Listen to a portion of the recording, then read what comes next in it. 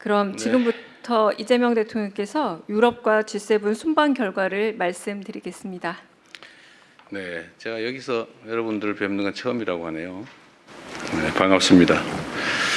원래 비행기에서 하려고 그러다가 비행기에서 하면 여러분들 잠자다 잠을 못 자고 깬다고 그래서 할 수 없이 끝나고 난 다음에 오늘 하게 됐습니다. 한번 웃어줄 만도 한데 절대 안 웃어주네요. 네, 반갑습니다.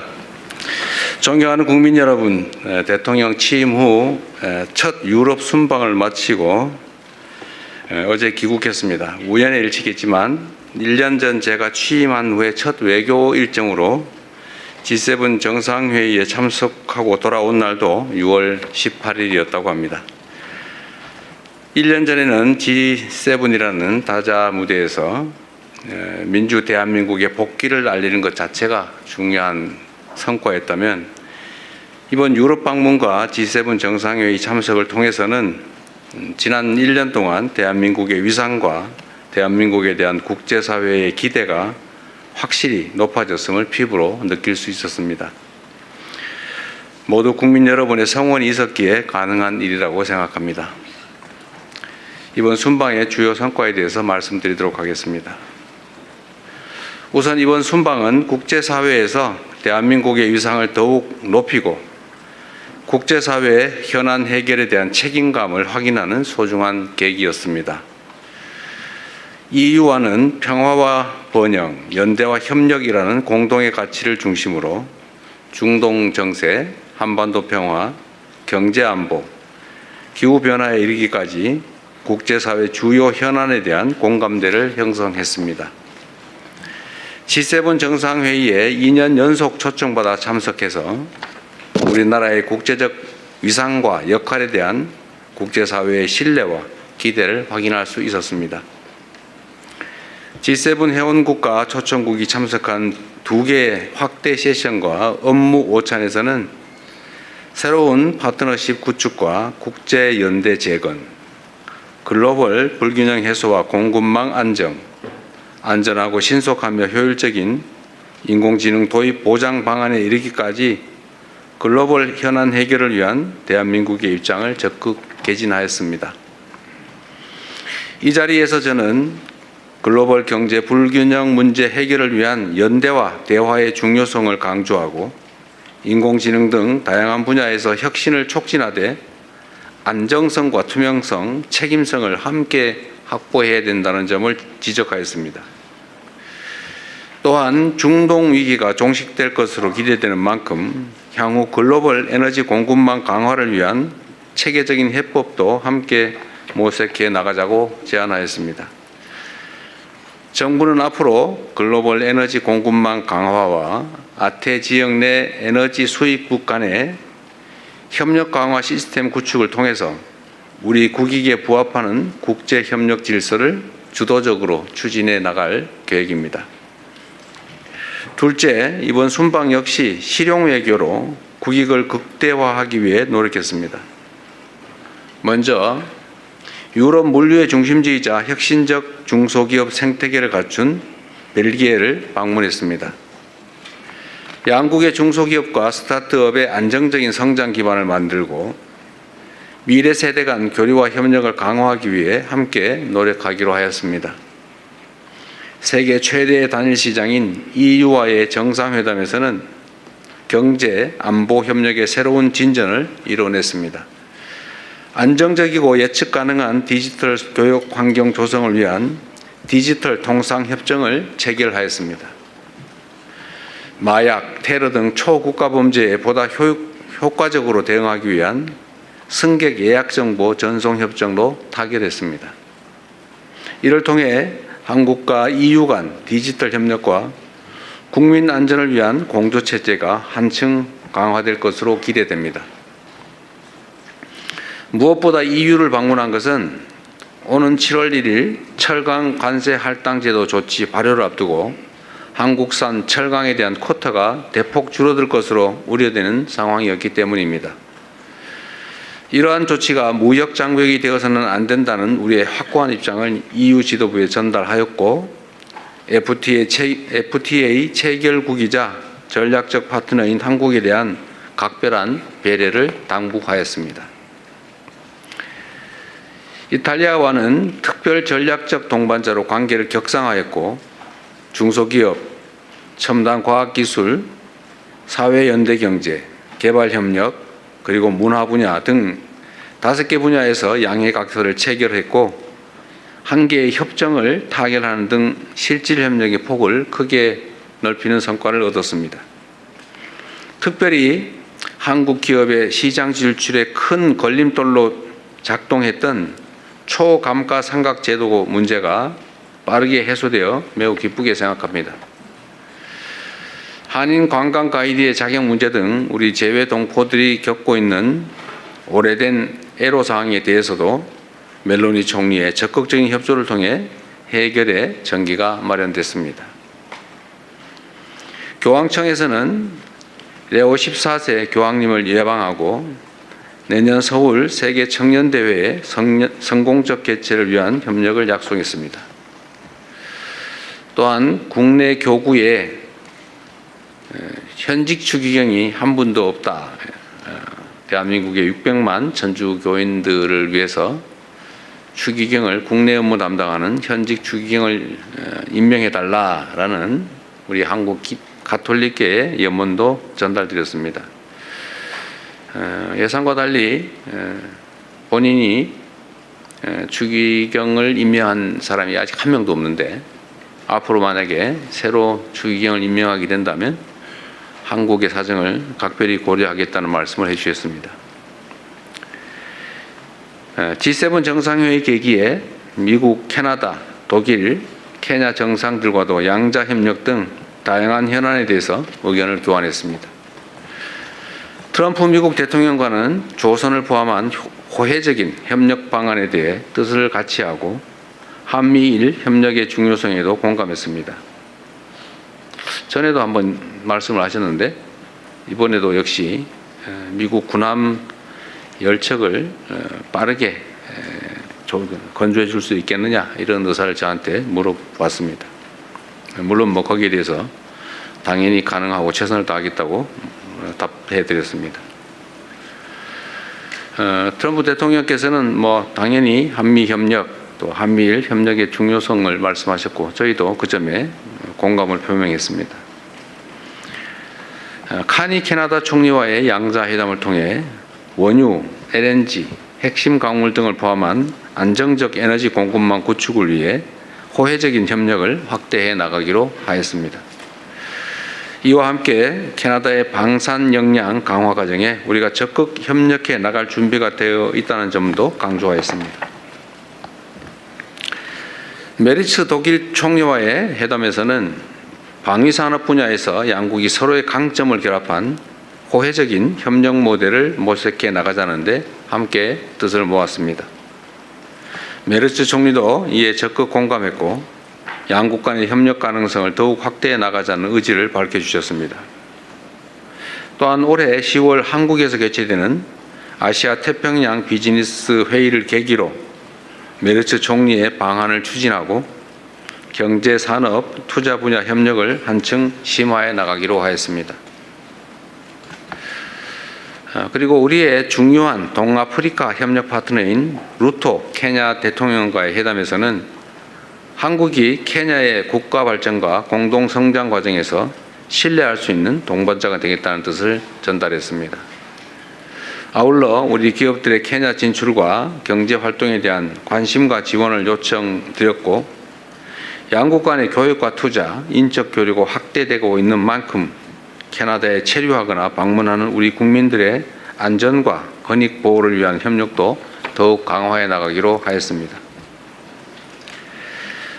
세 번째, 주요 지도자들과 함께 한반도 평화 정착에 대한 깊이 있는 논의를 나누었습니다. 교황청에서 열린 평화와 연대를 위한 특별미사회에 참석하여 한반도 평화에 대한 우리 정부의 의지와 구상을 상세히 설명하였습니다. 6.15 남북 공동선언이 한반도에 남긴 화해와 협력의 정신, 평화를 향한 희망의 불씨가 여전히 살아있으며 앞으로도 계속 이어져야 한다는 점을 재삼 강조하였습니다. 또한 레오 14세 교황께 내년 서울에서 개최되는 세계 청년 대회를 계기로 방한을 요청드렸습니다. 그리고 방한의 계기에 DMZ 방문을 포함해서 가급적이면 북한 방문도 추진해 주시도록 요청드렸습니다. 교황께서도 적극적으로 고려하고 추진해 보겠다는 말씀을 하셨습니다. 트럼프 미국 대통령과는 공식 만찬을 비롯해서 여러 계기에 만나 허심탄회하고 매우 깊이 있는 대화를 나눌 수 있었습니다. 특히 마크롱 프랑스 대통령이 일부러 만찬 자리에 트럼프 대통령과 저 이렇게 자리를 붙여주셨다고 저한테 말씀하셨습니다. 얘기할 거리가 많을 것 같아서 일부러 그랬다고 저한테 생색도 내셨는데 이 자리를 빌어 감사드립니다. 실제로 아주 오랜 시간 한반도 문제를 포함해서 한미 관계에 대해서 깊이 있는 또 서로 이해를 깊이 하는 그런 논의가 가능했습니다.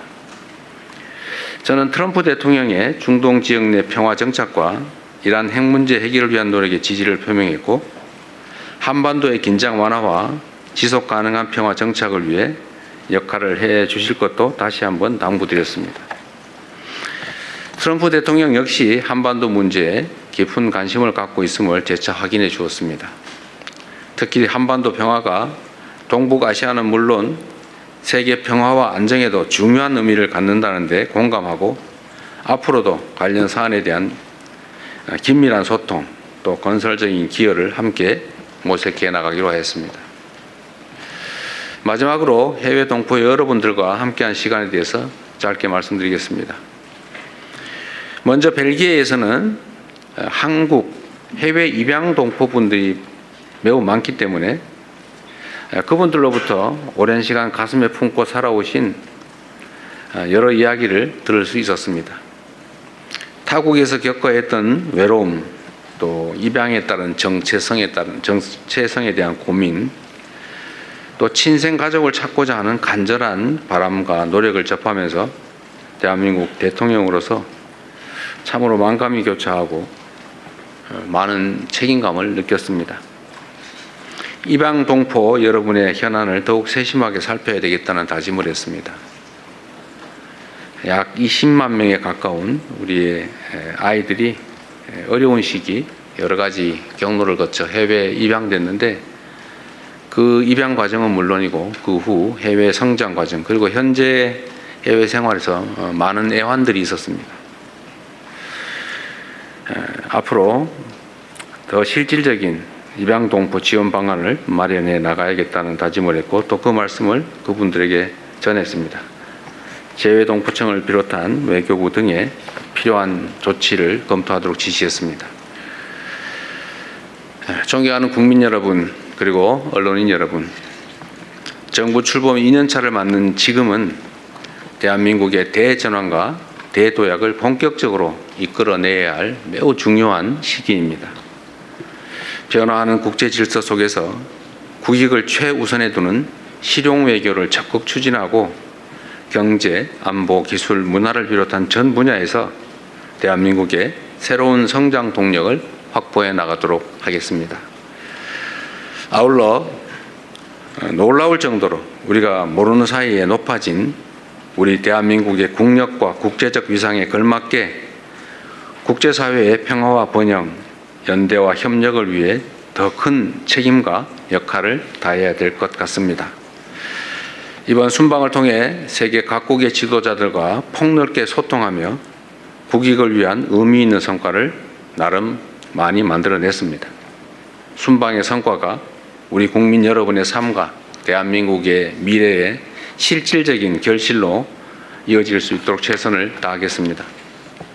순방 기간 동안에 보내주신 우리 국민 여러분의 관심과 성원에 감사드립니다. 보내주신 기대와 신뢰에 더 큰 성과로 보답할 수 있도록 더욱 낮은 자세로 더 큰 책임감으로 국정을 수행해 나가겠다는 약속의 말씀을 드립니다. 감사합니다. 네, 이어서 질의응답 시간을 갖겠습니다. 먼저 순방 성과 관련해서 좀 질의 먼저 받았으면 합니다. 네, 앞에 KBS 손서영 기자님. 네, 안녕하세요. KBS 앉아서 하시죠. 손소영입니다. 예, 그럼 앉아서 하도록 하겠습니다. 예, 트럼프 대통령과 이제 많은 대화를 네. 틈틈이 나누셨는데 그 한반도 평화에 대한 기여를 언급하시면서 중동 문제를 해결한 것처럼 이 한반도 문제도 해결해달라 이런 주문을 하셨습니다. 이 중동 문제 해결이라는 부분에 어떤 함의가 있는지 좀 궁금하고요. 그리고 또 트럼프 대통령께서 강한 지도자라는 평가를 하셨는데 대통령께 구체적으로 어떤 역할을 주문한 게 있으신지 여쭤보고 싶습니다. 중동 문제를 해결한 것처럼 한반도 문제를 해결해 달라가 이게 약간 두 가지 의미가 있을 수 있는데 어쨌든 문제가 있는데 관여해서 문제를 완화한다, 해결한다는 뜻에서는 한반도 문제가 동일하지만 중동 문제를 해결하는 것처럼 그런 방식으로 하면 안 되겠죠. 예, 뭐 그 점은 분명합니다. 한반도 문제에 대해서 좀 이따 말씀을 드리기로 하고, 네, 트럼프 대통령께서는 어쨌든 뭐 만찬 자리에 90분이 넘는 긴 시간에 옆자리에서 계속 대화할 기회가 있었기 때문에 정말 깊이 있는 대화가 가능했습니다. 오히려 정상회담 시기보다 훨씬 더 나았던 것 같아요.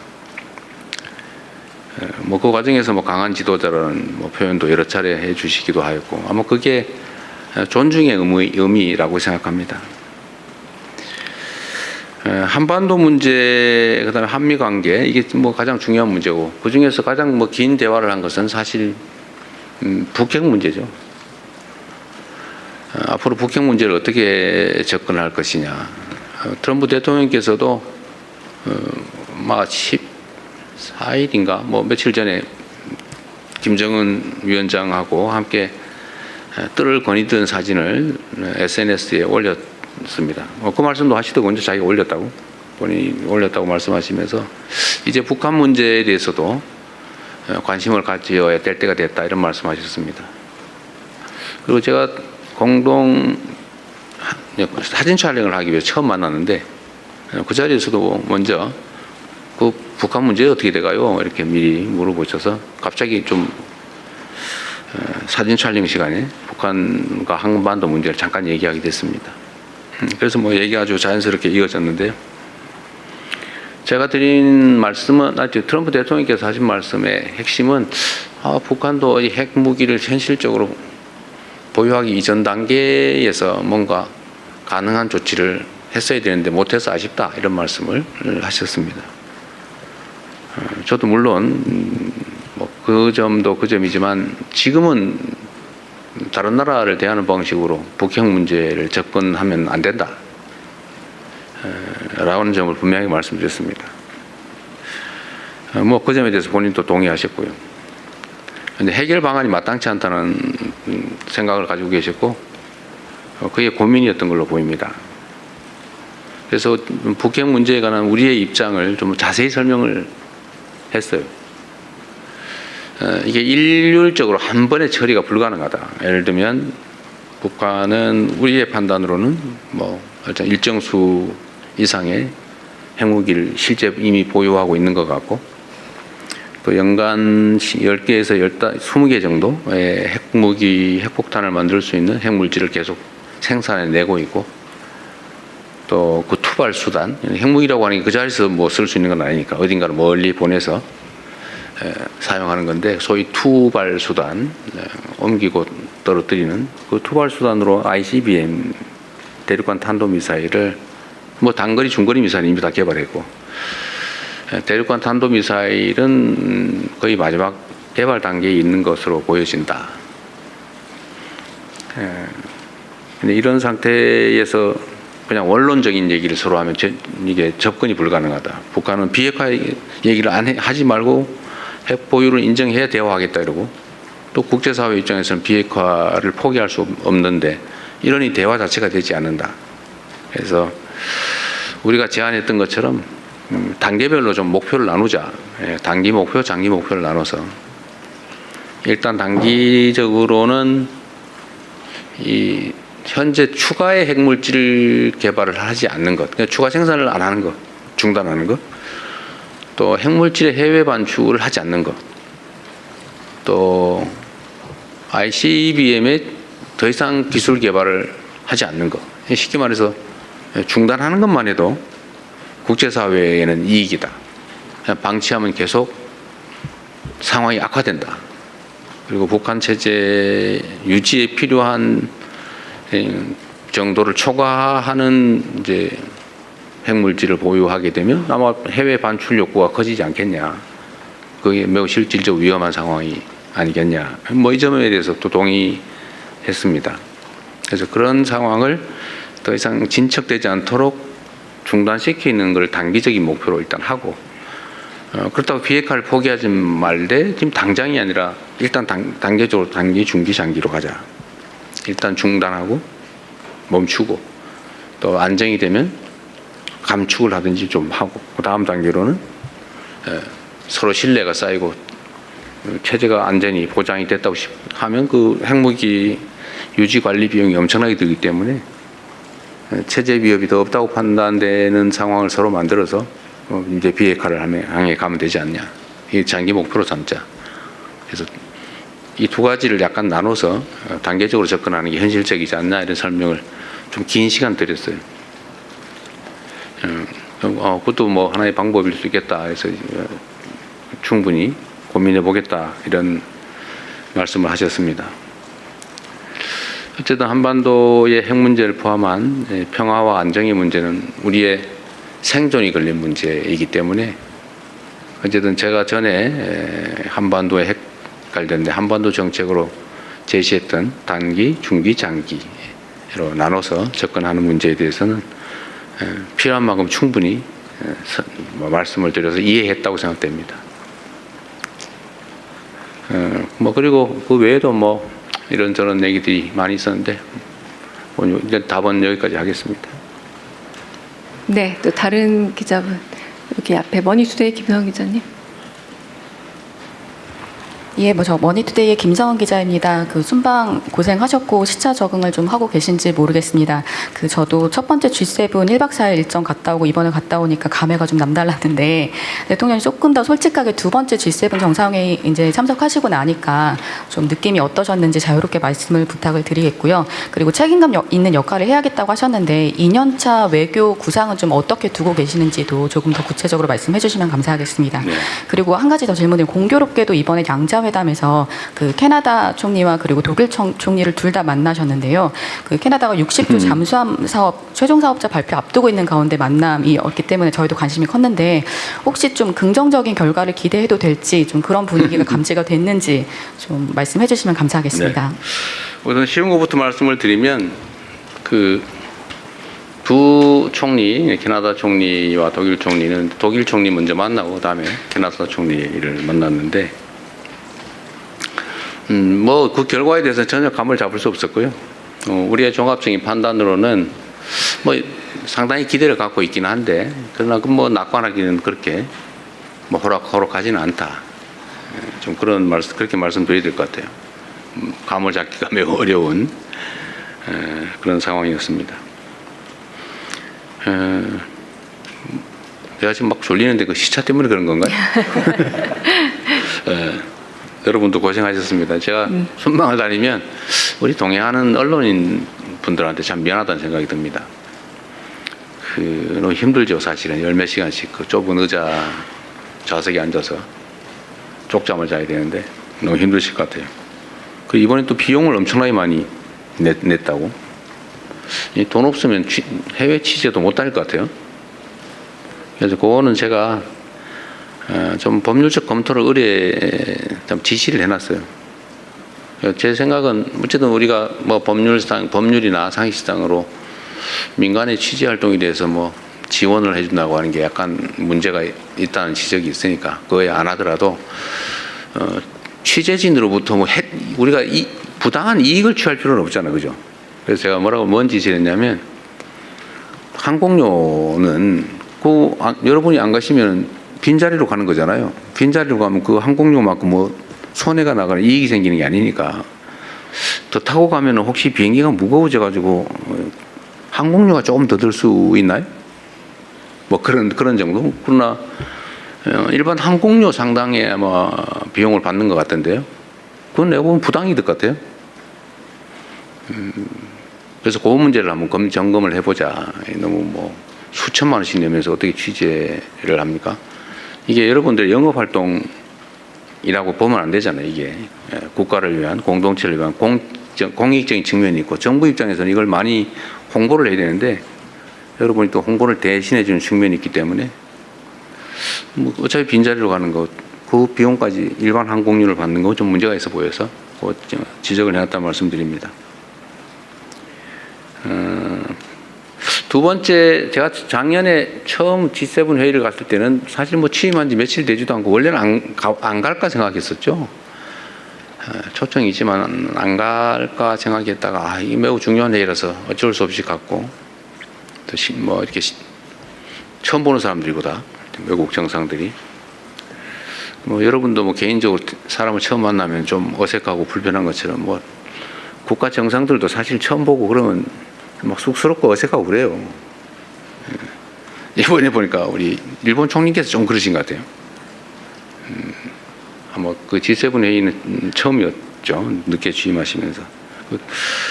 어쨌든 그러나 이번에 이제 두 번째는 거의 뭐 다 만나봤던 긴 시간 얘기를 했던 분들이어서 더 깊이 있는 대화도 가능하고 또 정서적 교감도 훨씬 더 쉬웠던 것 같습니다.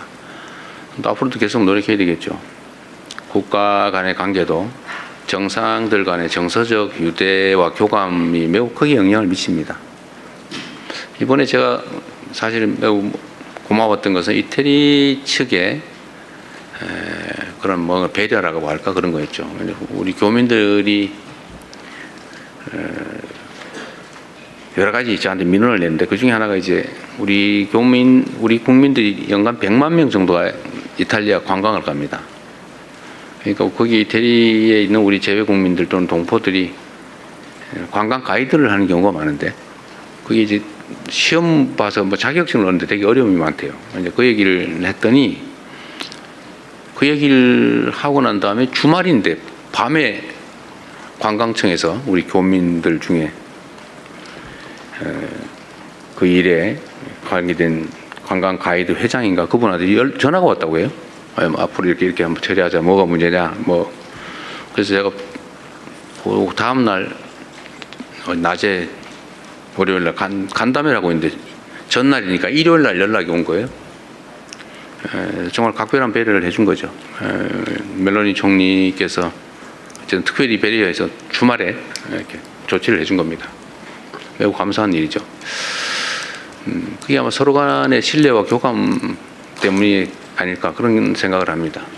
그리고 초감가 상각제도라고 하는 것도 우리 대한민국 기업들은 배제돼 가지고 혜택을 못 보게 돼 있어서 엄청난 부담이었는데 저번 1월 달에 총리께서 방한했을 때 제가 그 문제 지적을 했는데 그 사이에 몇 달 사이에 법률 개정까지 다 끝내가지고 대한민국 기업들의 그 수출품에 대해서는 똑같은 유럽 기업과 똑같은 혜택을 주기로 바꿔놨더라고요. 그래서 제가 하원 의장하고 면담이 있어서 고맙다고 그랬더니 원래 이태리는 원래 이렇게 일하지 않는다고. 이건 정말로 특별한 예배라 그런 말씀하시더군요.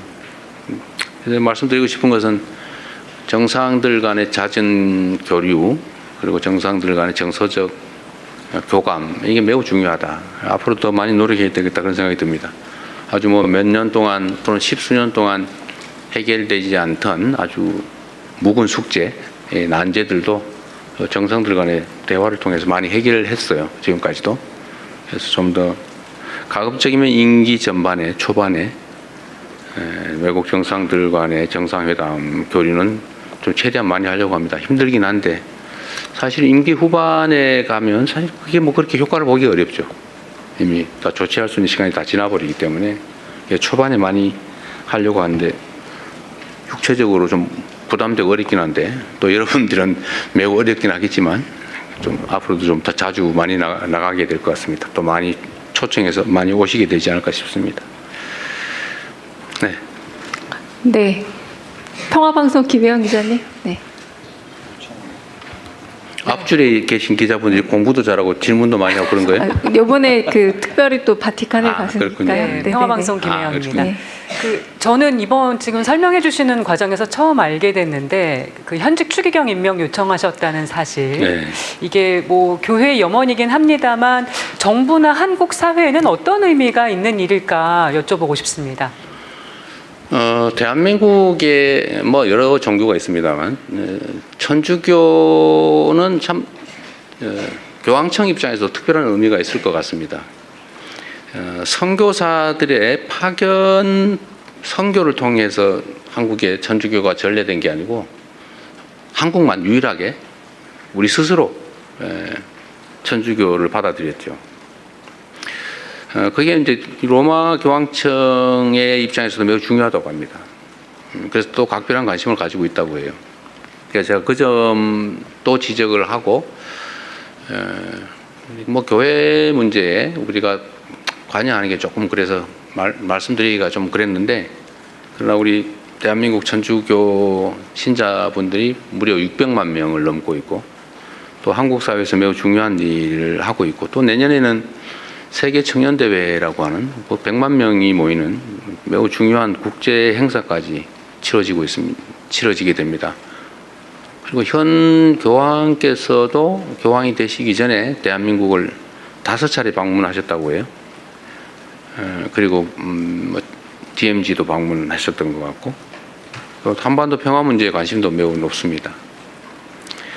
그래서 제가 그런 계기에 한국의 천주교 신자분들, 천주교계에서 실제 뭐 염원이기도 해서 그 전달해 드리는 형식으로 대한민국 정부가 정식 요청은 아니고 한국의 천주교 신자들이 염원하는 바인데 이거 꼭 전해드리고 싶다 그랬더니 교황께서도 한국의 천주교에 대해서 매우 관심이 높다는 느낌이 들었어요. 애정이 매우 많으셨고, 뭐 저한테 대해서도 매우 살갑게 표현해 주셨는데 아마 그게 한국 천주교에 대한 애정이 아닐까 싶습니다. 말씀드린 대로 그 점에 대해서 본인께서 교황에 취임한 이래 단 한 명의 추기경도 임명하지 않았는데 아직까지 안 하고 있다. 만약에 하게 되면 이 점을 각별히 고려하겠다 이렇게 말씀해 주셨어요. 한국 천주교에 대한 또 천주교 조직과 신자분들에 대한 정말 각별한 애정을 표현해 주신 것 같습니다. 또 재밌는 거는 한국에 대한 저한테 이거 시계를 보여주시더라고요. 시골에 시커먼 시계를 차고 계시면서 이게 뭔지 아냐고 그래서 삼성 시계라고. 그래서 또 전화기도 갤럭시 쓴다 내가. 그리고 차도 현대차 탄다 이렇게 말씀하시더라고요. 어쨌든 뭐 각별한 관심이 있으신 것 같습니다. 네. 네, 이번에 좀 저쪽으로 넘어가 보겠습니다. 네, 동아일보 박훈상 기자님.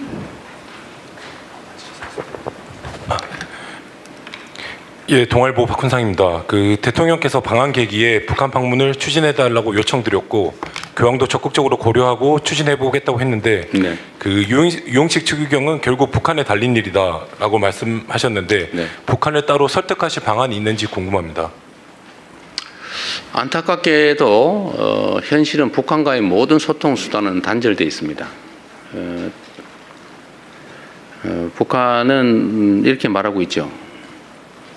세상에서 가장 적대적인 다른 나라다.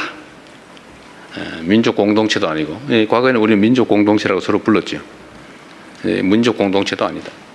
원래 적대적인 두 국가다. 이렇게 얘기하고 있습니다. 뭐 비상 전화 통신선까지 다 차단된 상태입니다. 아시겠지만 지금 휴전선에 군사 분계선 따라 삼중 철책 설치하고 공사를 하고 있고, 장벽 설치도 하고, 교량 뭐 다리 도로 다 끊고 있어요. 공사를 지금 1년 내내 계속하고 있습니다. 전방에서 그거 쳐다보는 게 일이죠. 혹시 저 공사하다 우리 분계선 넘어오는 거 아니야? 이렇게 해서 가끔씩 그것 때문에 작은 충돌도 생기기도 합니다. 그 정도로 상황이 안 좋아요. 그러나 우리는 뭐 끊임없이 노력해야죠. 왜냐하면 저는 우리가 강력한 국방력으로 북한을 억지하고 평화체제를 구축하고 뭐 언제든지 싸워서 이길 수 있는 준비를 하는 거 당연히 필요하다고 생각해요. 그러나 꼭 괜히 불필요하게 자극하고 대결 정책을 취해서 적대가 강화되고 충돌의 위험을 크게 만들 필요 없잖아요. 근데 우리 모두가 아는 것처럼 이전에 그런 일이 있었죠. 북한으로 하여금 도발을 해가지고 자극을 해서 남쪽의 군사 도발을 통해 좀 물리적 충돌을 하고 그걸 이용해가지고 비상계엄을 선포하고 뭘 하려고 했던 그 이제 법정에서 다 드러나고 있지 않습니까? 그 과정에서 너무 많은 것들이 망가지고 상황이 나빠졌어요. 다행히 무슨 요새는 오물 풍선이 왔다 갔다 하거나 뭐 휴전선에서 쌍방을 향한 적대적 언어 뭐 이런 것들은 많이 사라졌습니다. 소음 피해 이런 것도 없어졌죠. 그러나 어쨌든 냉랭한 그 적대감은 여전히 남아 있습니다. 표현도 좀 많이 완화되긴 했는데 하여튼 일이 있기만 하면 뭐 비난 대결의 언어들이 난무하고 있습니다. 앞으로도 뭐 계속 상당 기간 계속될 수 있죠. 왜냐하면 우리는 끊임없이 인내심을 가지고 이런 적대 감정을 완화하고 또 평화적 공존과 공동 번영을 위해서 나아갈 수 있는 상황을 조성해야 됩니다. 제가 북한 한반도 문제에 대해서 어찌 잘못 들어보면 비주체적인 표현일 수 있는 얘기를 했죠. 트럼프 대통령은 피스메이커이고 우리는 페이스메이커다. 원래 뭐 이렇게 말하면 좀 그렇죠. 우리의 문제는 우리 스스로 해결해야 되는데 왜 미국 대통령이 그런 표현을 했느냐라는 지적을 굳이 한다면 할 수도 있을 겁니다. 뭐 이번에도 똑같은 얘기를 트럼프 대통령한테 드렸는데 어쨌든 한반도 문제를 완화하기 위한 또는 평화 공존을 가능하게 하기 위한 그 길을 여는 데는 우리 대한민국 스스로 하기가 어려운 상황이 됐어요. 너무 많은 것들을 망가뜨리고 다 스스로 차단했고 공격적 태도를 통해서 모든 길을 봉쇄해 버렸죠.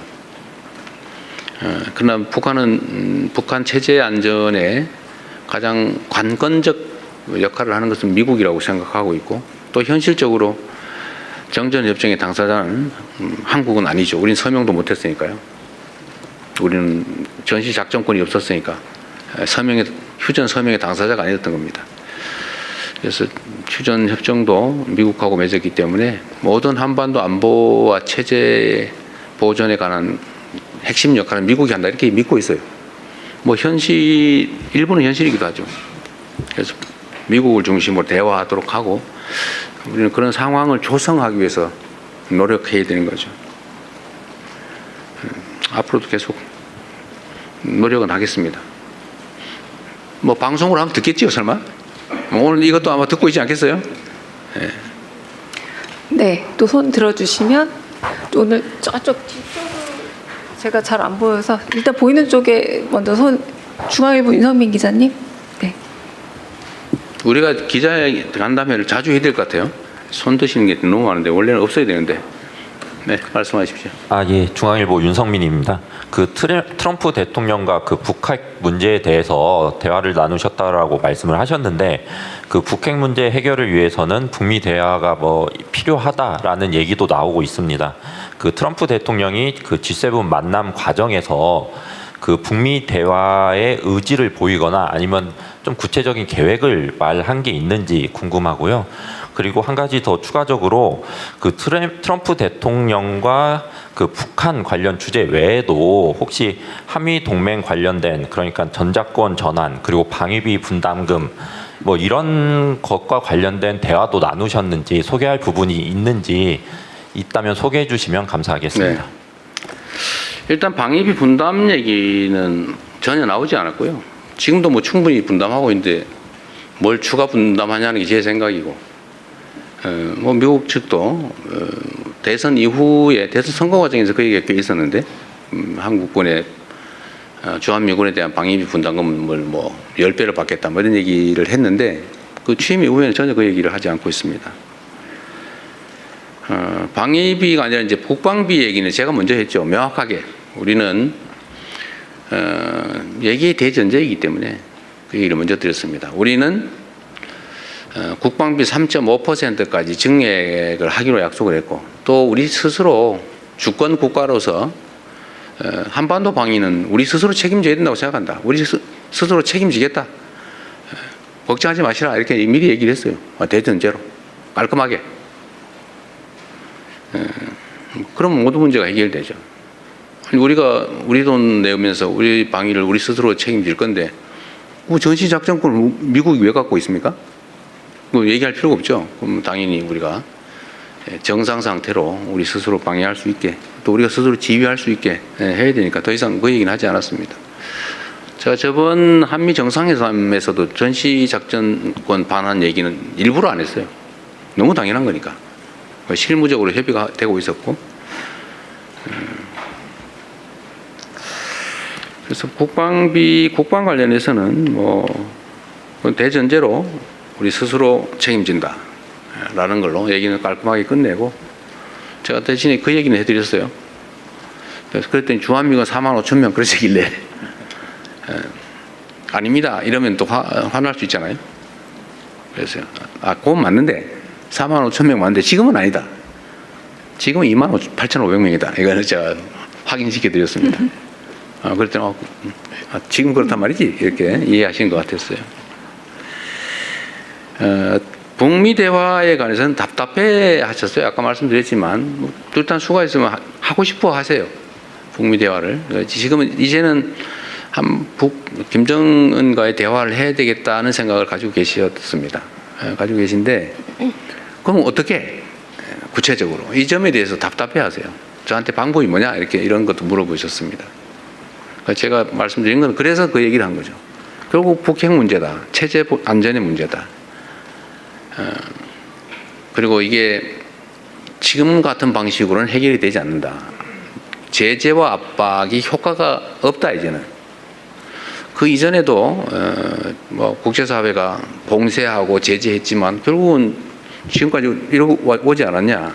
전략적 인내라고 하는 것도 하나의 전략이었겠지만 제가 보기에는 그 효과가 없어서 결국은 제재에 따라서 무슨 핵무기를 포기한 것도 아니고 지금 뭐 일정 수 이상의 보통 한 5, 60기 정도라고 표현합니다만 일정 수 이상의 핵무기를 현실적으로 이미 가지고 있는 것 같다.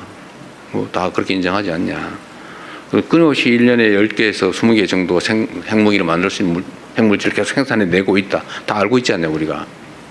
ICBM 기술도 계속 재진입 기술 정도의 마지막 단계까지 거의 다 가고 있다. 그래서 이렇게 되기 전 단계에서 뭔가 현실적인 조치를 했어야 된다는 말씀을 계속 반복해서 하셨고, 그래서 이제는 늦었다. 이제는 현실적으로 물리적으로 막을 수가 없다. 근데 지금은 상황이 더 어려워진 것이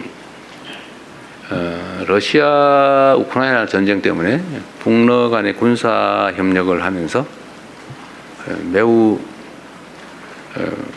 제재의 실효성이 떨어졌다. 그래서 그랬더니 그분이 그러시더군요. 아니 뭐 러시아도 상황이 어려운데 뭐 북한에 그렇게 많은 도움을 줬을까요? 그러길래 북한 경제는 요만하고 러시아 경제는 이렇게 크기 때문에 러시아가 조금만 도와줘도 북한에 크게 도움이 된다.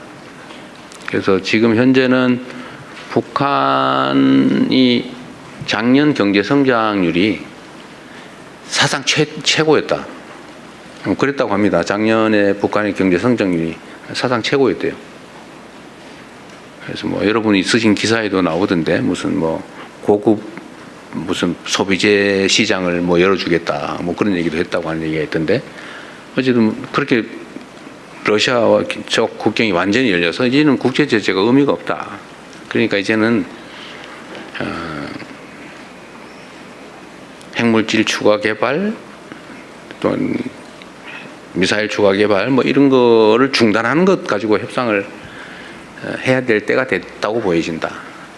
더 확산되지 않게 하는 게 이익이다. 지금 제재가 거의 실효성이 없다. 라는 말씀을 드렸고 그 점도 많이 공감을 하셨어요.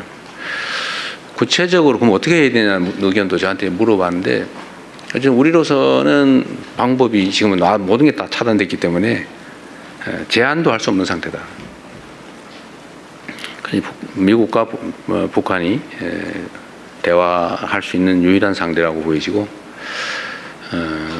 미국이 좀 북한이 공감할 수 있는 현실적인 안을 좀 내면 좋겠다. 그리고 미국의 제야 군사 전문가들의 의견도 좀 참고할 필요가 있겠다 이 말씀을 드렸습니다. 지금 미국의 제야 군사 전문가들이 현실성 있는 협상을 시작해야 된다 이런 지적을 하고 있어요. 현실성 있는 무조건 비핵화 이렇게 외치면서 해봐야 아무런 진척이 없다. 수십 년 동안 안 됐다. 그러니까 뭔가 현실에 기반한 구체적 대안을 놓고 논의해야 된다는 주장이 많이 나오고 있습니다. 그런데 그렇게 그 사실을 좀 설명을 드렸죠. 미국의 제야 군사 전문가들의 현실성 있는 현실에 기반한 대화를 시도해야 된다는 지적을 하고 있으니까 그것도 좀 살펴보시라 이렇게 말씀드렸습니다. 어쨌든 우리 구체적 계획은 이제 만들어야 되는 거죠. 지금 단계로는 완전히 지금 교착 상태라고 할 수 있습니다. 매우 안타까운 일이죠. 이게 이런 교착 상태의 압박을 통해 문제를 해결할 수 있으면 좋은데 문제는 문제 해결이 안 된다는 거예요. 이게 냉엄한 현실이죠. 정치란 현실에 기반해야 된다는 게 제 생각입니다. 이상적이고 가치에 기반한 우아한 멋있는 주장을 하는 것도 중요한데 주장하면 뭐 하겠어요. 상황이 더 나빠지는데. 그럼 무책임한 거죠. 자칫 잘못하면. 우리 정치에도 그런 일이 많은 것 같습니다. 그냥 무책임하게 결과에 책임도 못 지면서 말은 멋있게 하는데 상황을 점점 나쁘게 만드는 거죠. 그건 국제 정치든 국내 정치든 가서는 안 될 길이라고 생각합니다. 네, 대통령이 혹시 저희 셋이 대수본데 더 이어서 좀 가도 믿으시죠? 괜찮을까요? 네, 그럼 저쪽에 한 번 더 가겠습니다. 네, 석간신문입니다. 문화일보, 네, 나윤석 기자님. 안녕하십니까. 이번에 순방 긴 일정 너무 고생 많으셨습니다. 문화일보 나윤석입니다. 저는 유럽연합 정상회담 의제 어떤 철강 무관세 커터 네. 관련해서 하나 여쭙고 싶습니다. 이 순방 떠나시기 전에 회담 조율 과정부터 우리 정부가 이 한국 기업들의 피해가 최소화되도록 이 얻어낼 부분을 확실하게 얻어내야 한다는 강력한 의지가 있으셨던 걸로 알고 있습니다. 우리 정책실장께서도 이제 경쟁국 대비 좋은 결과를 기대한다 이런 말씀하셨었는데 좀 회담 과정이나 회담에서 잠정적으로 합의하신 내용 관련해서 좀 소개해 줄 수 있는 범위 내에서 말씀해 주시면 감사하겠습니다. 정책실장께서 말씀하신 게 결론적으로는 다 맞는 말씀이십니다. 어쨌든 제가 EU 측에 제기했던 핵심적인 논거는 이겁니다. 우리는 원래 FTA 체결 국가이다. 그러니까 원래 관세가 없는 나라다. 그런데 EU가 예를 들면 덤핑이라든지 또는 과잉 생산이라든지 미국의 수입 규제라든지 이런 걸로 인한 국내 산업 보호를 위해서 일정한 조치를 해야 된다는 점 인정한다. 이해한다. 그러나 그게 새로운 보호무역주의로 기결되거나 아니면 무역 장벽으로 작동하면 안 된다. 누군가가 무역 보호를 위한 장벽을 쌓으면 다른 나라도 쌓을 것이고 이게 결국은 보호무역주의 체제로 되돌아가게 회귀하게 된다. 그리고 우리가 원래 무관세 FTA 체결 국가라는 점을 고려해달라. 이 점에 대해서 상당한 공감, 이해를 표명했어요. 그래서 기대한 것 이상 우리가 최초로 제기한 것만큼까지 100% 될 수 없겠지만 일반적인 예측보다는 훨씬 더 나은 상황을 만들 수 있을 겁니다. 최종적으로 며칠 안 있어서 결과가 발표될 테니까 그 사이에도 우리가 최선을 다하려고 해요.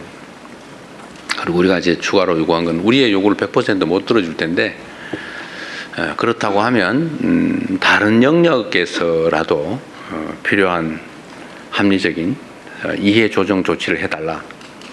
다른 쪽에서 조금 우리의 유리한 팩트를 찾아서 좀 개선해달라 그런 말씀을 드렸는데 그 점에 대해서도 공감했습니다. 가능한 부분을 찾아보겠다. 그리고 우리가 또 제기한 게 몇 가지 있어요.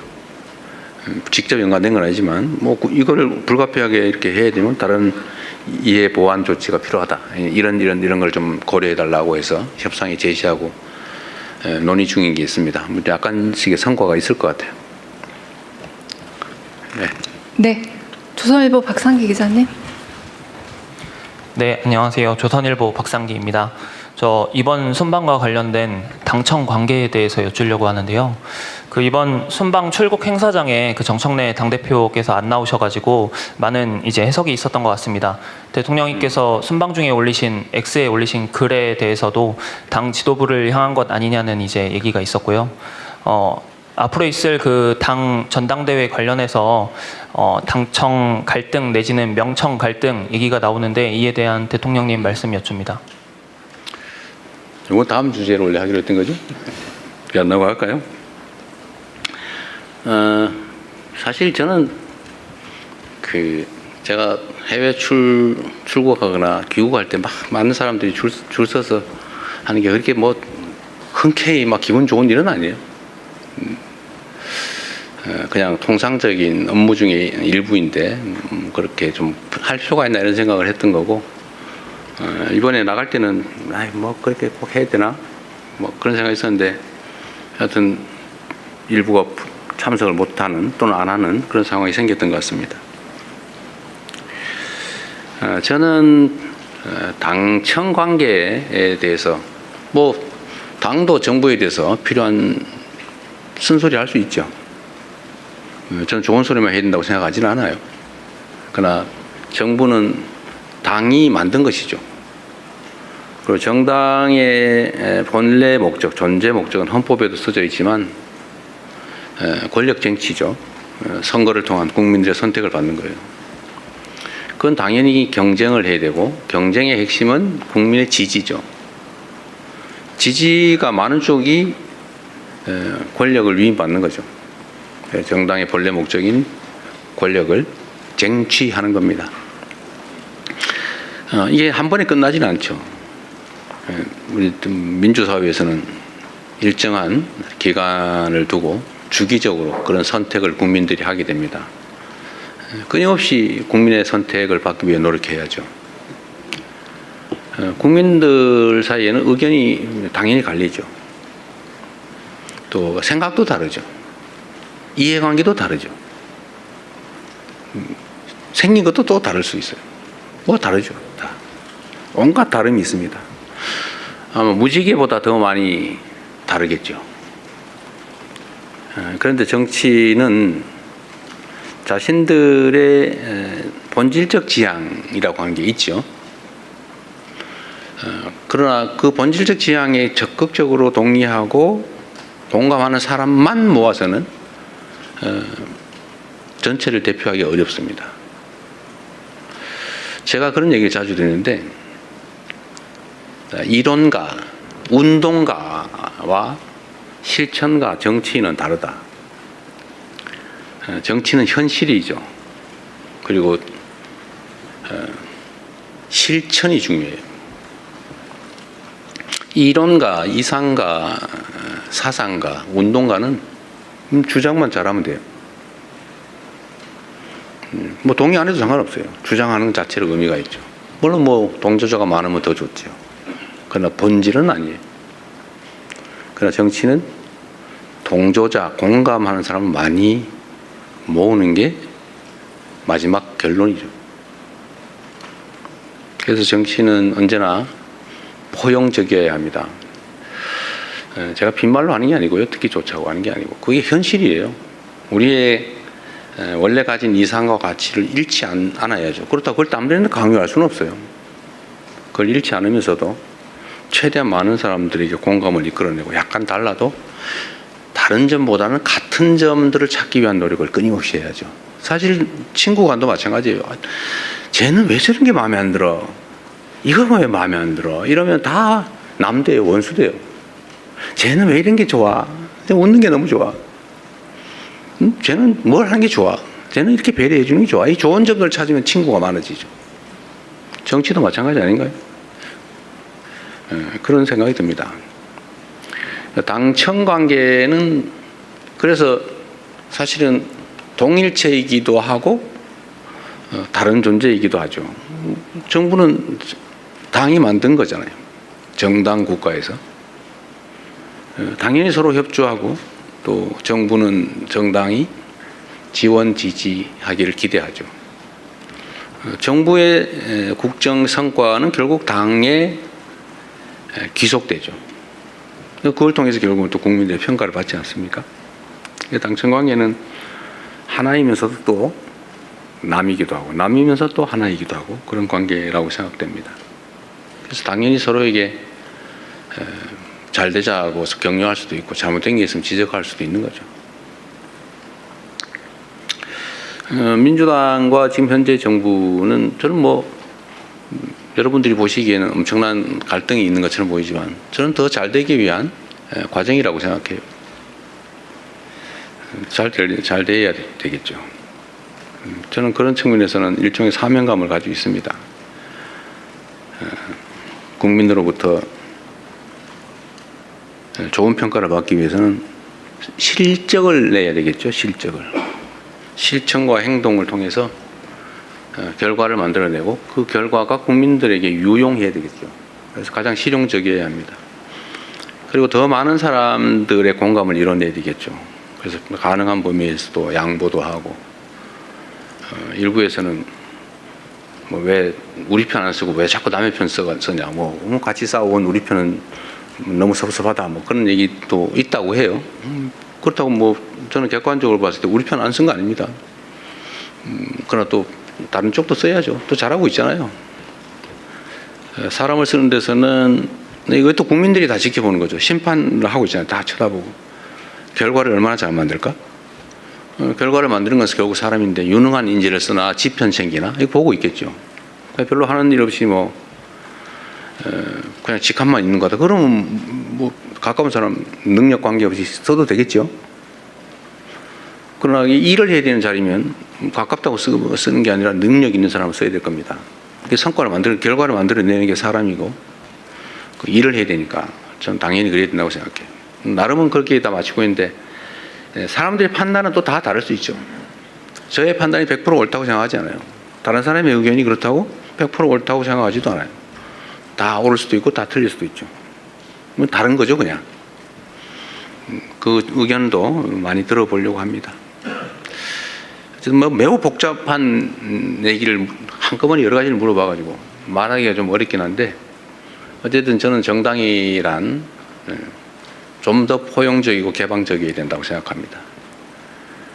그럴 수 있는 상황이 있고 그럴 수 없는 상황이 있어요. 예를 들면 소수 야당이다. 뭐 포용 뭐 그거 할 힘이 어디 있어요. 소수 야당일 때는 자기 주장 최대한 세게 하고 자기 지지자 최대한 결집해야죠. 그래야 살아남죠. 그래야 확산을 하기 위한 힘이 생기죠. 그러나 최다수 집권 여당이 되었다. 그 입장이 다르잖아요. 기초적인 힘은 가지고 있죠 이미. 그럼 최대한 포용하고 개방적일 필요가 있겠다. 그렇다고 우리의 기본적인 가치를 버리자는 건 아니에요. 그게 진짜 실력 아닐까요? 양자택일밖에 없다고 생각한다. 또는 양자택일밖에 할 수 없는 상황이 슬픈 거죠.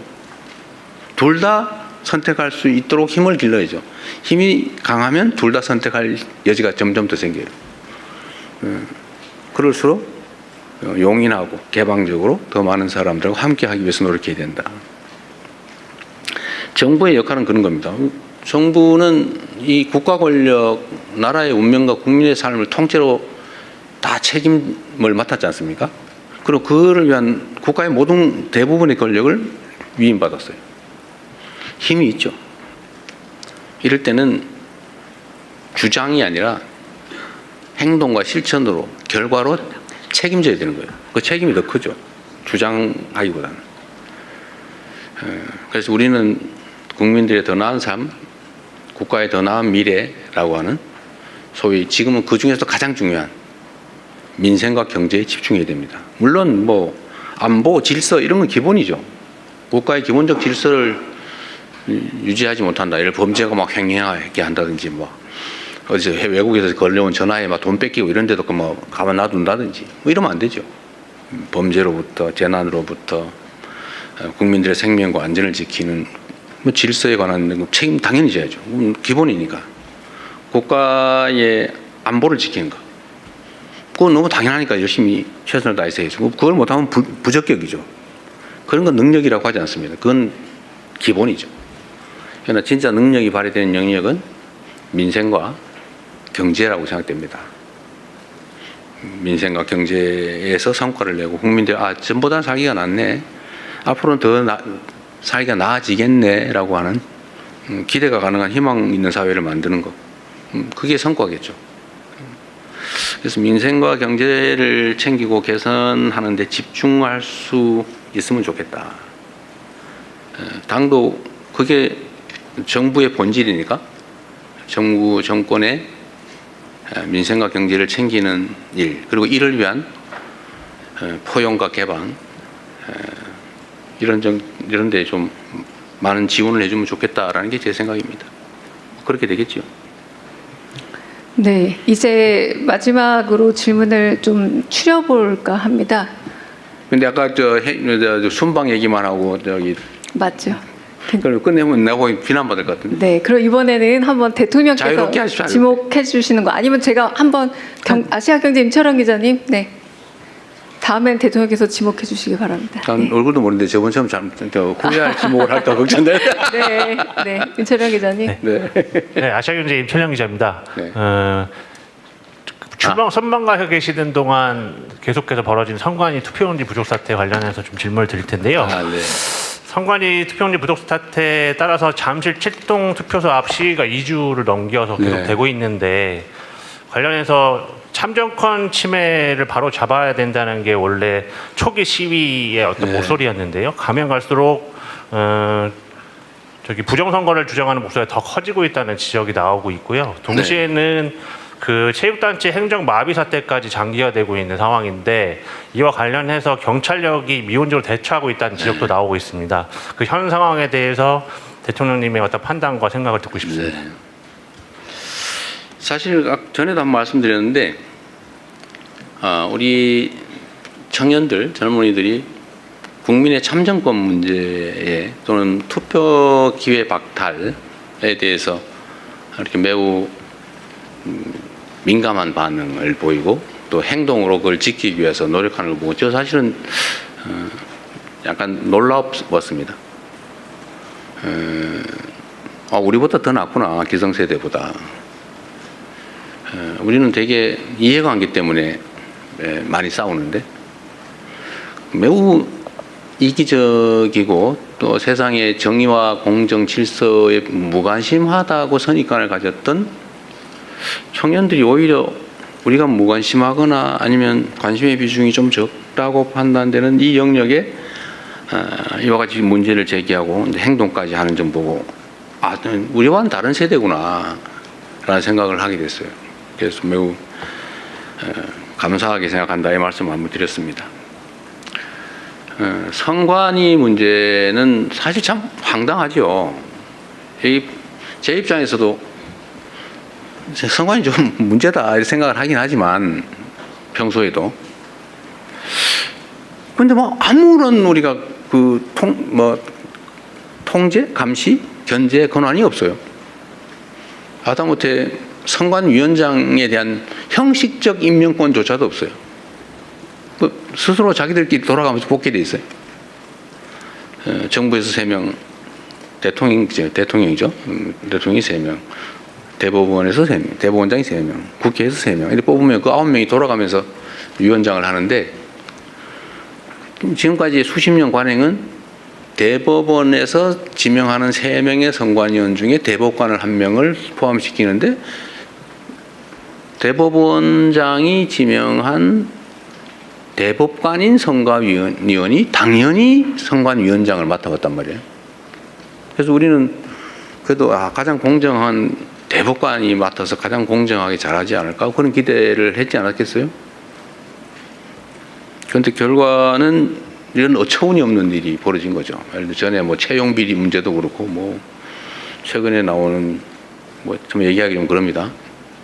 해외 출장 얘기도 그렇고, 그다음에 입력을 하는데도 신경 안 써가지고 뒤집어서 입력을 하고, 더군다나 무슨 투표지가 부족하게 만든다든지, 사실 상상할 수 없는 일이잖아요. 투표지야 원래 투표할 사람 숫자만큼 만드는 게 우리 동창회장 뽑을 때도 하는 거 아닌가요? 아니 회원 중에 안 올 사람 있긴 하죠. 우리가 50명 회원이면 50장 만들잖아요. 근데 평소에 42명 왔으니까 43명만 하자고 그랬는데 45명 와버렸네, 이게. 이게 말이 되냐고, 이게. 그것도 예산이 없었냐, 그것도 아니잖아요. 다 예산 편성해 줬잖아요. 뭐라고 뭐 변명이 있겠지만 있을 수 없는 일이죠. 국가의 가장 근간인 소위 민주적 기본 질서를 유지하는 이런 투표제도, 선거제도를 정말 헌법이 정하는 중립기관으로서 아무의 통제도 받지 않고 하면 그만큼 책임을 져야 되는데 책임을 진 게 아니라 자유롭게 해버린 거죠. 방종에 가까운 자유를 구가했던 것 같습니다. 결국은 심각한 문제가 있죠. 대응을 해야 되겠죠, 이제. 일단 집회 시위에 관한 문제를 얘기하기 전에 선관위의 문제는 저는 좀 이따 뭐 대수부회의 때도 이 얘기를 하려고 했는데 법 제도들을 좀 최대한 고쳐보고 최소한 외부의 감시 견제가 어느 정도 가능해야 되지 않냐. 그 위원장을 저런 식으로 대법원장이 사실상 임명하는 것처럼 해서 되겠냐. 또 비상임으로 해가지고 뭐 선거날도 제대로 출근을 안 했다는 얘기가 있던데 그렇게 하면 되겠냐. 그래서 감시, 견제, 통제를 적정하게 해야 되지 않을까. 이를 위한 법제도 정비가 필요하겠다는 생각을 하고, 두 번째는 헌법이 너무 명징하게 독립기관으로 해놨기 때문에 무슨 감시, 통제, 견제 법제도를 만들고 이게 위헌 판결을 받을 가능성이 많다.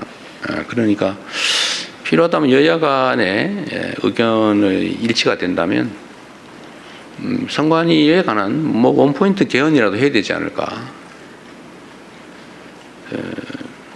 뭐 그런 생각을 합니다. 필요하다면 대통령이 발의를 하는 한이 있더라도. 근데 문제는 이게 정치권의 책임성에 관한 것인데 진심으로 이 문제를 해결하기 위한 것인지 아니면 이걸 이용해서 정치 공세를 하고 뒤로 빠지려고 하는 건지를 알기가 어려운 상황이어서 정치권에 좀 진지한 논의를 촉구하고 정치권에서 논의되는 걸 봐가면서 우리 정부도 입장을 정하겠습니다. 어쨌든 근본적인 개혁이 필요한 건 확실합니다. 이런 상태로 갈 수는 없어요. 시위에 관한 문제, 시위 자체는 참정권 확보를 위한 시위 자체를 비난하거나 그래서는 안 되죠. 오히려 보호해야 되겠죠. 근데 이 공간을 활용해가지고 전혀 엉뚱한 허위사실을 공표하면서 가짜뉴스를 남발해서 사회 혼란을 획책을 한다든지 또는 뭐 무슨 산적도 아니면서 지나가는 사람은 검문 검색을 한다든지 소위 주머니를 털거나 이러면 안 되잖아요. 원래 산적이 하는 일이죠, 그게. 아무거나 놓으면 고개 마루 장악하고 지나가는 사람 주머니 털어가지고 검사하고 10% 띄고 보내고 이러는 거 있잖아요. 이거 산적이 하는 짓이지. 이런 짓 하면 안 되죠. 또는 그 숫자 많다고 출입을 막아가지고 남의 중요한 일을 못하게 막는다든지 이건 업무방해거든요. 위력에 의한 업무방해, 중대범죄 중에 하나죠. 하여튼 이런 행위에 대해서는 제가 엄정하게 수사하고 책임을 묻도록 지시했습니다. 이런 것까지 방치하면 안 되죠. 이런 구분을 좀 해야 되겠다. 정당한 참정권 확보를 위한 주권 행사와 질서 파괴를 획책하는 범죄 행위는 엄밀하게 구분을 해야 이 참정권을 지키기 위한 선의의 이런 운동도 제대로 빛을 발할 수 있겠다. 그래서 옥석을 좀 가려서 엄정하게 대응할 건 대응하고 보호할 건 또 확실히 보호하고 그렇게 하도록 하겠습니다. 네, 또 질문 받겠습니다. 제가 좀 눈에 잘 안 보이는 쪽 뒤쪽 한번 보겠는데요. 네, 일단 우리 저번에 마이크 갖고 막 많이 다니시던 그 우리 성함이 누구시더라? 이어진 기자님. 이어진 기자님. 네, 네. 손 좀 한번 해주세요. 네. 요새는 안 하셔가 제가 조금 심심해요. 인사 관련해서 네. 여쭙고 싶은데요. 그 순방 끝내고 돌아오신 만큼 이제 개각도 좀 속도를 내셔야 될 것 같은데 어떤 거를 중점에 두고 개각을 하실지 또 언제쯤 하실지 여쭙겠습니다. 일단은 지금 총리 인사청문회가 예정이 돼 있어서 지금 뭐 퇴임 예정인 총리께 인사 제청을 받을 수는 없고 총리로 그 새로 지명해서 지금 청문회 중인 그분이 총리로 업무를 시작하면 그때 이제 절차는 가능하게 되겠죠. 일단 그때가 시간이 좀 있고요. 두 번째는 지금 한 1년 지났고 지금까지의 국정하고 이제 앞으로의 국정이 좀 성격이 좀 달라 보입니다. 지금까지의 국정은 좀 엉망진창인 국정을 좀 정비하는 기간에 가까웠다고 보면, 또 물론 긴급한 민생 경제 업무들도 다 많이 해봤지만 중요한 건 어쨌든 엉킨 걸 좀 푸는 개혁이라면 개혁이고 그런 정비하는 데 집중했다면 앞으로는 기획된 새로운 일들을 제대로 추진하는 기간이 되지 않을까 싶어요. 그래서 거기에 맞는 자원들로 다시 구성을 해야 되지 않을까 생각은 하고 있는데, 어느 범위에서 어떤 부처를 할지는 아직 깊이 생각하지 않았습니다. 하기는 해야 되겠다. 한 1년 지났고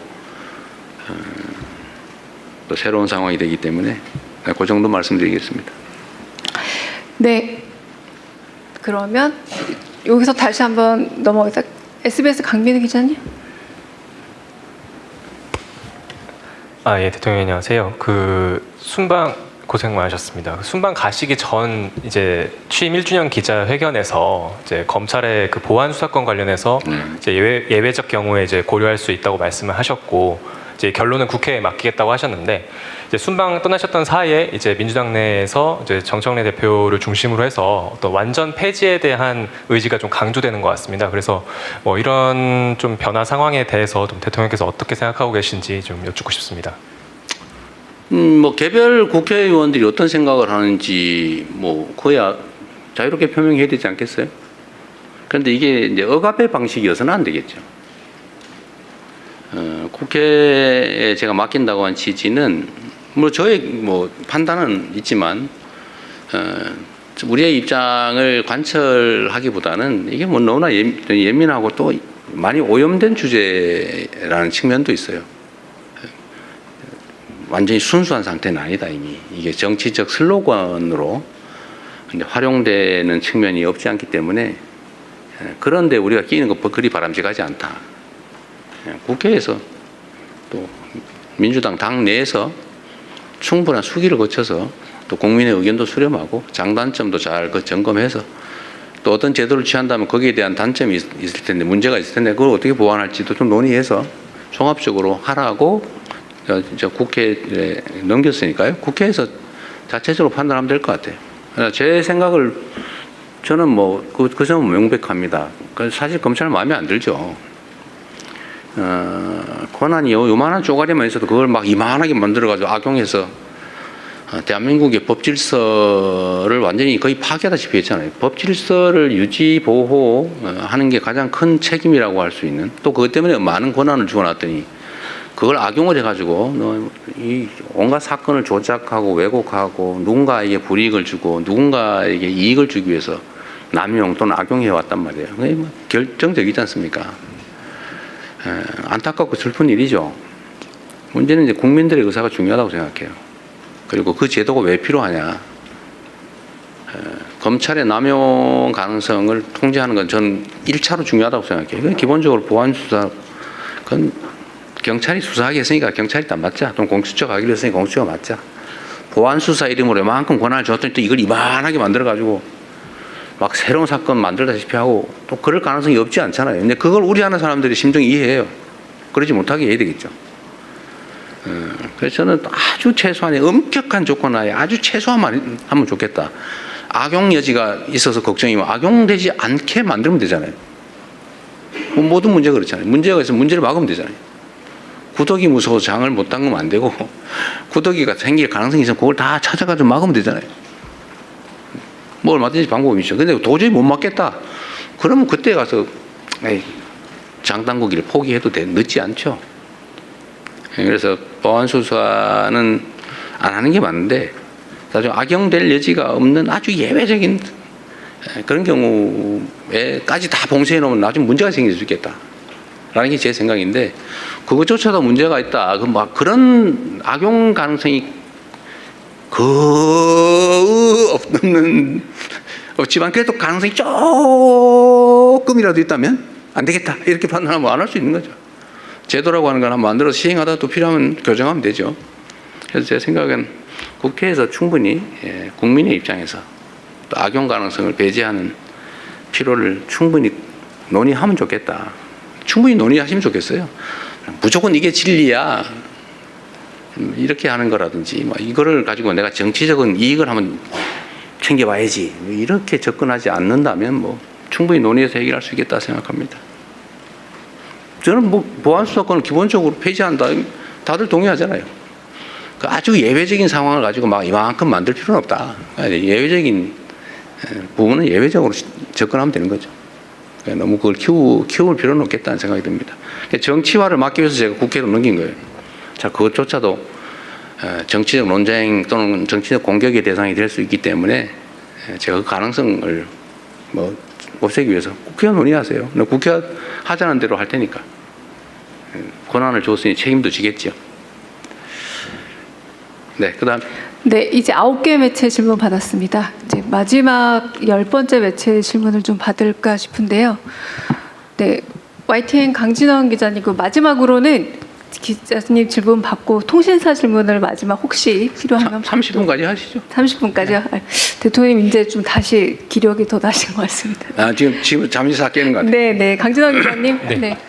네, 대통령님 순방 기간 고생 많으셨습니다. 그 당청 관계 관련해서 앞선 다른 기자분께서 질문을 주셨는데 추가로 좀 더 질문을 드리고 싶습니다. 지방선거 이후에 국정 지지율이 하락세를 보이고 있다라는 일단 분석들이 좀 많이 나오고 있습니다. 이것과 관련해서 여당 지도부의 지방선거 전략 그리고 당청 관계와 연결지어서 보는 시선도 있는데 지방선거 이후 국정 지지율 하락세, 당청 관계 그리고 여당 지도부의 선거 전략에 대해서 어떻게 생각하시는지 여쭤보고 싶습니다. 사실 저는 선거를 기점으로 전후를 나눠본다면 저는 변한 게 없어요. 국정은 변한 게 없습니다. 그냥 똑같이 진행되고 있죠. 끊임없이 열심히 노력하고 있고 뭐 작은아마 성과들이 있습니다. 변한 건 없어요. 선거일을 기점으로 무슨 정책이 바뀐 것도 아니고 결과가 바뀐 것도 없죠. 근데 선거일을 기점으로 지지율이 폭락을 하고 있죠. 엄중하게 받아들여야죠. 국민들의 평가입니다. 그런 거겠죠. 이재명 대통령 마음에 안 든다는 사람이 늘어난 거 아니겠어요? 그런 거겠죠. 당에 대해서도 마음에 안 드는 사람이 늘어났겠죠. 그건 냉정한 현실이죠. 받아들여야 되고 또 결론적으로는 그에 대해서 또 무한 책임을 져야 되겠죠. 더 많이 노력해야 되겠습니다. 그 원인을 제거하기 위해서도 애써야 되겠죠. 뭐 여러 가지 분석이 있겠지만 아마 제일 큰 거는 그럴 겁니다. 먹고 살기 힘들어 죽겠는데 뭘 가지고 싸우는 거야? 도대체 너네들의 그 다툼이라고 하는 게 우리의 삶과 뭔 상관이 있으며 우리가 맡긴 공적 업무와 무슨 상관이 있느냐 아닐까 하는 게 제 생각이에요. 각자에겐 중요한 일이겠지만 우리 국민들께서 보시기에는 화날 만하다 그런 생각이 듭니다. 최대한 빨리 이 상황을 정리할 수 있도록 노력해야 되겠죠. 그리고 이제 국민 여러분께도 실망하고 계신 국민 여러분께도 이 말씀을 좀 드리고 싶어요. 우리가 어떻게 하면 더 나은 상황에서 더 효율적으로 더 국민들을 위해서 국가를 위해서 주어진 원래의 책임을 잘할 수 있을까를 탐구하는 과정이다 라고 이해를 좀 해주시면 좋겠습니다. 최소한 저를 포함한 정부는 그래요.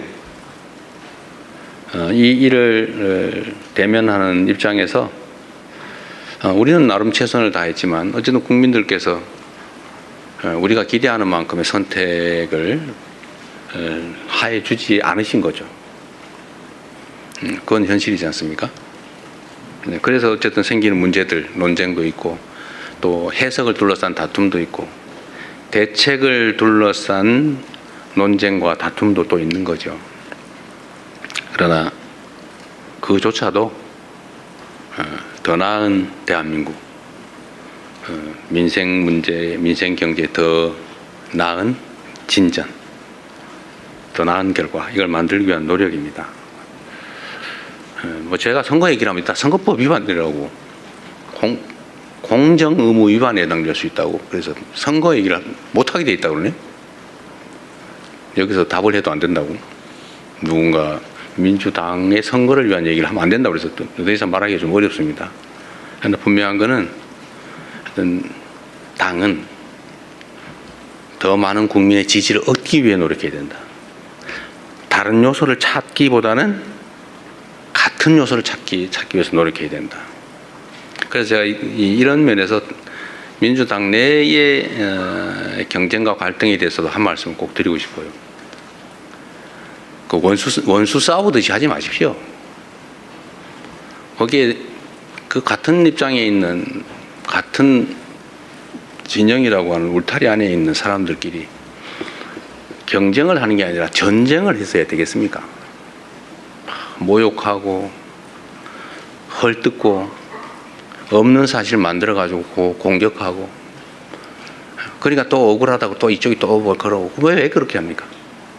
경쟁을 해야 됩니다. 경쟁을 합리적 경쟁을 있는 사실의 기초에서 논쟁하고 경쟁해야 됩니다. 없는 거 지어내지 마세요. 허수아비 전법이라고 없는 사실을 지어낸다면 거기다 막 공격하고 그래서 다른 옆에서 보는 사람이 저기 진짜 있나 봐. 이것도 하나의 테크닉이라고 생각하는지 모르지만 그 나쁜 짓이죠. 다시 서로 회복할 수 없어요. 나중에 그건 전쟁이죠. 또 모욕하지 마세요. 왜 그렇게 서로 모욕하고 폄하하고 꼭 숨어가지고 그런 사람들이 있어요. 당당하게 내놓고 합리적인 논쟁을 통해서 옆에서 지켜보는 사람도 누가 이길까 재미있게 결과를 지켜봐야지. 보면 막 확 짜증나게 그냥 막 쳐다보기도 싫게 왜 그렇게 싸웁니까? 이것도 정치 문화의 일부죠. 정치 문화도 더 잘하기 경쟁, 합리적 경쟁, 논쟁을 해야죠. 진짜 죽일 듯이 싸우고 진짜 죽이면 어떡해요? 응? 적도 아니고. 우리 안의 차이가 아무리 큰들 상대와 싸워 이겨야 될 상대와의 차이만큼 크겠냐 이 말씀 자주 드리는데 하여튼 경쟁이 전쟁이 되지 않으면 좋겠다. 그또 지나면 다 그만이에요. 지나면 나 또 맨날 보고 살아야 돼요. 그래서 그 말씀 꼭 드리고 싶습니다. 여야도 사실은 좀 마찬가지예요. 뭐 얘기 나온 김에 좀 있는 사실에 기반해서 합리적 논쟁을 하면 국민들께서도 누구 말이 맞아, 누가 더 멋있어 이렇게 할 텐데 표현은 왜 그리 저렴하며 또 없는 사실을 지어내가지고 막 음해를 하고 말이에요. 이러니 감정이 서로 상하잖아요. 이게 정치를 하는 게 아니라 패싸움을 하고 있어요. 패싸움. 그 국민들이 보시기에 얼마나 불편하겠습니까? 좀 여야 간에 저를 공격하시더라도 좀 없는 얘기 만들어가지고 내가 언제 주가 9천 가지고 자화자찬했습니까? 제가 조심스러워서 일부러 주가 얘기 안 하고 있어요. 그런데 이재명 대통령 주가 9천 됐다고 자화자찬하지 마라 이런 논평 내고 그러면 되겠어요? 응? 내가 언제 그랬어? 내가 얼마나 주가 문제 조심하는지 압니까? 일체 한 번도 언급한 일이 없어요. 내가 몇천 포인트 됐다고 막 자랑했습니까? 제가 그럴 때마다 걱정이 있어요. 주식시장의 양극화도 사실은 심각한 자산 양극화를 부릅니다. 문제예요. 걱정이에요. 그걸 완화하기 위해서 정말 많은 노력을 해요. 주가지수가 외형적으로 트는 것보다는 다 한꺼번에 성장하면 좋겠는데 잘 안 되잖아요. 그런데 자화자찬했다고 더 없는 사실을 만들어서 교만하게 그러지 마라 이러면 되겠습니까? 예를 들면 그래서 여야 간이든 당내든 정치적인 논쟁은 좀 전쟁이 아닌 경쟁이었으면 좋겠어요. 그 경쟁도 죽이기 경쟁이 아니고 네가 더 못하나 내가 더 못하나 이런 저열한 구태 경쟁이 아니고 누가 더 잘하나 누가 더 합리적인가 누가 더 효율적인가를 국민이 보는 앞에서 논쟁할 수 있었으면 좋겠습니다. 네, 이제 정말 마지막 질문으로 가겠습니다. 네, 지금 통신사 손 안 들어 주셔서 그냥 제가 박준영 간사님, 네, 마지막 질문으로 받겠습니다. 안녕하십니까. 데일리 한국 박준영입니다. 먼저 늘 힘써주셔서 감사합니다. 대통령님께서 순방 직후 직접 브리핑에 나서시는 것은 이번이 처음이신데요. 앞으로도 매 순방 이후 이렇게 직접 브리핑을 하실지 궁금하고요. 또 통상 참모진이 설명해왔던 그런 순방 성과를 대통령께서 설명하기로 한 결정 과정에서 이 순방 성과가 국내 정치 이슈에 가려졌다는 판단이 좀 있었는지 궁금합니다.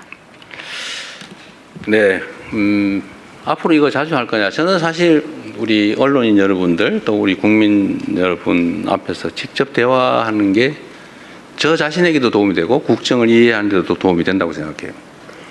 저는 많이 하고 싶은데 우리 참모들이 자꾸 말립니다.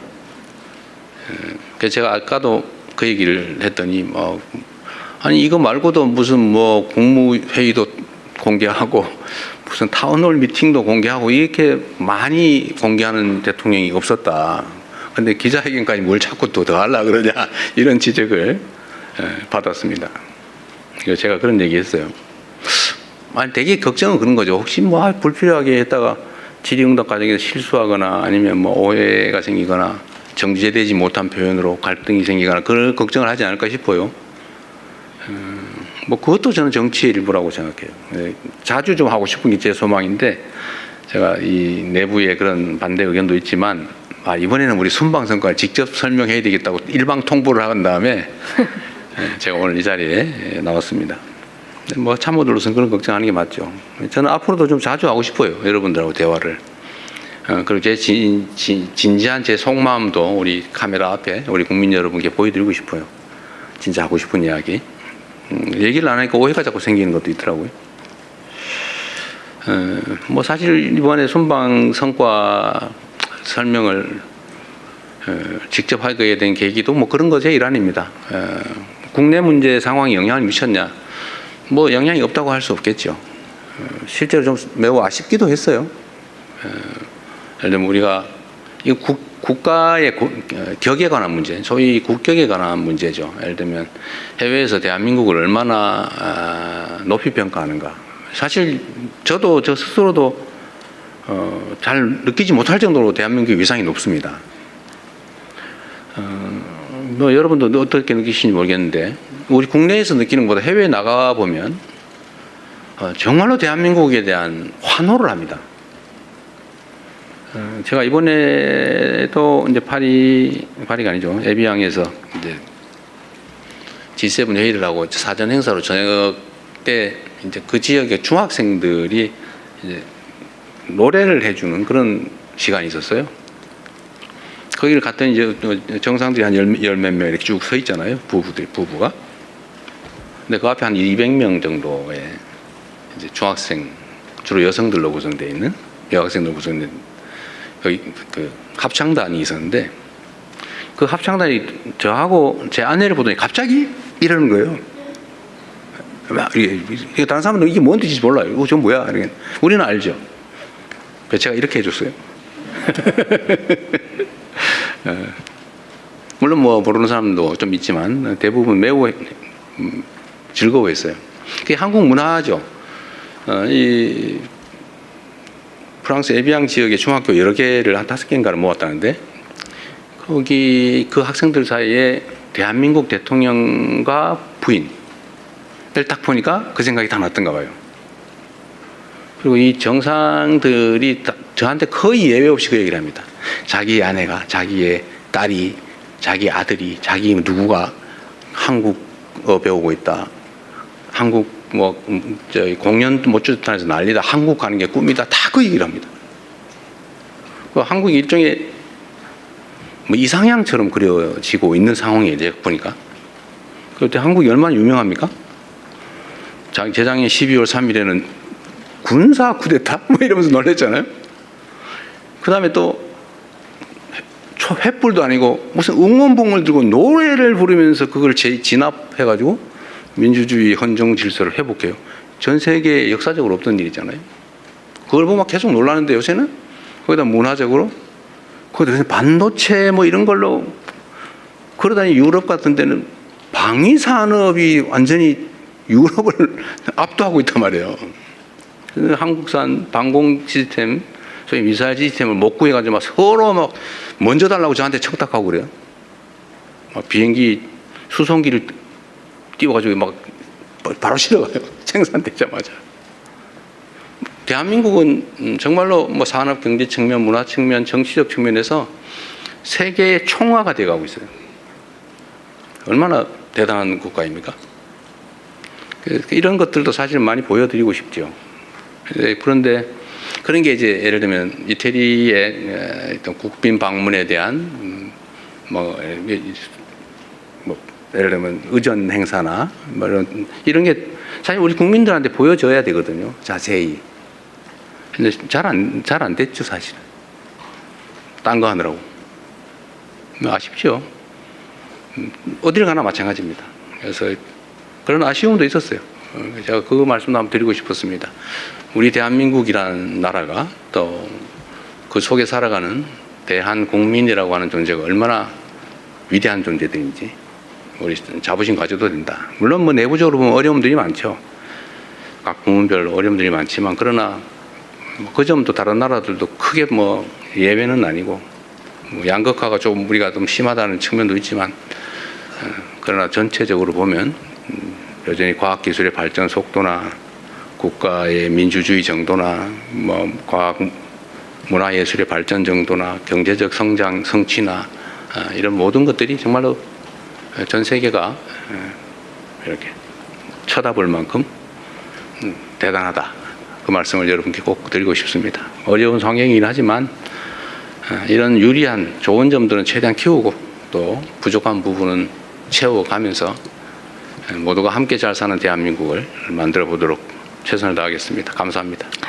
네, 감사합니다. 여기서 오늘 대통령님 브리핑 그리고 갑작스럽게 마련된 기자회견은 마치도록 하겠습니다. 앞으로 조금 더 자주 뵙겠습니다. 이상으로 유럽 G7 순방 결과 브리핑 마치겠습니다. 오늘 참석해 주신 기자분들 모두 감사드립니다. 대통령께서 먼저 이석을 하겠습니다. 네, 감사합니다.